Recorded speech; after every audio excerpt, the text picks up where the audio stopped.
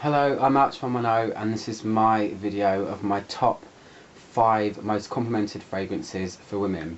Shock horror, yes, I wear women's fragrances. I think it would be really silly to, overlook some of the amazing masterpieces that are created for women. There's no way I can ignore them, so I wear whatever basically. I just did my top 5 men's ones, so go and check that out if you want. And if you don't know me already, I basically review fragrances, kind of in depth I would say, and individually. My channel, if you kind of click on the home page of it, I've got everything in sections, quite neatly organised because I'm a little bit OCD. Every one of these fragrances I'm about to mention I've reviewed individually and more in depth, so if you want to find them, they're all in the women's designer fragrances, that's where they all are. So yeah, on to the review basically. So number 5 on my list of complimented fragrances is this little beauty. It's Boudoir by Vivienne Westwood. Somewhat of a controversial fragrance, I think. I've seen it described in many unusual ways. It's basically a floral fragrance, but it's definitely not of the norm.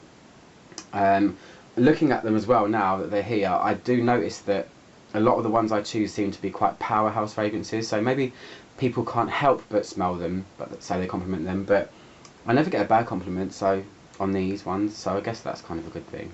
So this is Boudoir. It's a floral fragrance. I've seen it described as smelling like sex, smelling like, actually I'm not even going to say what I was going to say, but kind of unpleasant things anyway. But I describe it as a kind of, it's like a honeyed rose kind of smell. It's got a lot of depth, it's really strong, it's not just a usual floral, it's very different from a lot of florals that are out there. The bottle is amazing anyway, and I've got it on my hand actually, this one. I sprayed it a minute ago just to, yeah, it's just got a lot of smooth honeyed flowers in it, and it does have a lot of sex appeal. People usually ask what this is and want to know, so Boudoir by Vivienne Westwood, kind of getting a bit more difficult to find now I believe, but definitely worth a try. The next one, really common fragrance, but I still think it's a masterpiece, and I still think it is worthy of any mention because there's no getting away from the fact that this is an incredible perfume. It's Alien by Thierry Mugler. Only got 3 notes, this fragrance, strangely enough. It's sambac jasmine, white amber, and then cashmere woods. This fragrance to me goes to show that sometimes less is more. If it's blended in the right way, it can create something amazing, and this is one of those fragrances that you spray on once and all night it's done. It's going to follow you everywhere, it's going to follow other people everywhere. It's a huge sweet jasmine fragrance, and it's got a real exotic kind of Arabian feel. This one never fails. This is a really good kind of winter going out at night kind of smell, I guess. And yeah, I reviewed this alongside another limited edition version of it in my on my channel down there again. So that's Alien. This one's probably one of my favourite fragrances ever made. I would consider it in my top 5. It's a classic, it's a long-standing fragrance, and it is Samsara. I never ever get bored of this. Whenever I smell it, even if I go like that occasionally, it is just incredible. It's a huge exotic sandalwood and jasmine fragrance. It's got vanilla in it. It's very, very woody. It kind of reminds me of India and things like that. It's just amazing. I actually hoard the vintage version of this. This is the newer formulation in this bottle, but I've also got some of the vintage ones from the 90s, and man is this amazing. Some people call it dated, it's not going to be everyone's style, but if you like your kind of oriental woody fragrances that are really, I don't know, kind of statement fragrance, that's the one to go for. I'll never ever not own this, and I'll never ever tire of it as well. People always ask me what this is, or they always say what is that, because it's just always around you. It's a good one. Number 2. This one is one that scares me. I own more mils of this than any other fragrance. I literally have been hoarding it because, again, it's getting harder to find. But I still consider this a masterpiece, an absolute gem of a fragrance.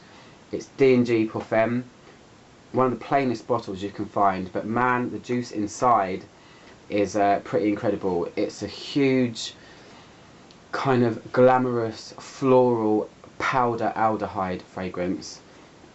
They've relaunched the entire fragrance recently and made it into something sweet, marshmallow candy, not even a patch on the original juice. This is really, really special, and I think people that are my age, I'm 33 right now, you must have smelled this on people before or kind of have a familiar feeling of what this might be. But this is incredibly complex, incredibly strong and long lasting, and I call it like the ultimate femininity. Even though I'm a guy, I don't care, I still wear it. It deserves to be worn.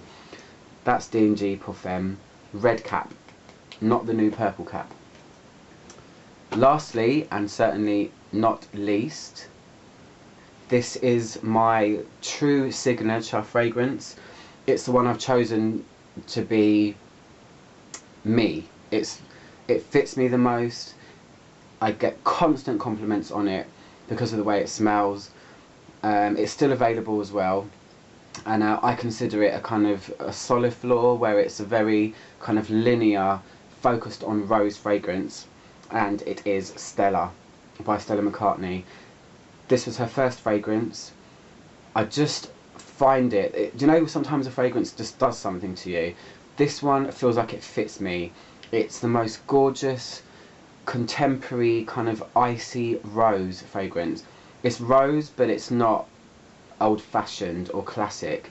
It's brought right up to the 2000s, or whatever you want to call it, noughties, 2000, even though I think it was released in 2000 and something. It's based around rose and peony. Very simple composition, but has such an effect when you wear it. It doesn't smell like you're wearing perfume to me. It just smells like it's a part of, I don't know, your clothes, or just your whole clean self. I reviewed this on a beach in Turkey, so if you want to go and see the review of that, I was sweating my arse off, but this one never fails me. It's my go-to fragrance. It's a good one when you want a jolt of clean, icy, pure rose, and yeah, this is my 10 out of 10. It's my #1 most complimented fragrance for women that I wear. I will never ever run out of this ever again, because I did once and it wasn't very nice. So, oh gosh, it's just memories connected to that, so many. So that's my top 5 most complimented fragrances for women. My next individual review is going to be Dolce Gabanna by, the one in the leopard print bottle, discontinued, but an amazing fragrance. I'll be doing that at the end of this week. So thanks for watching, and as always, subscribe if you like my reviews. I do upload quite regularly, and it's my true passion, so I'll speak to you guys soon. Thanks, bye bye.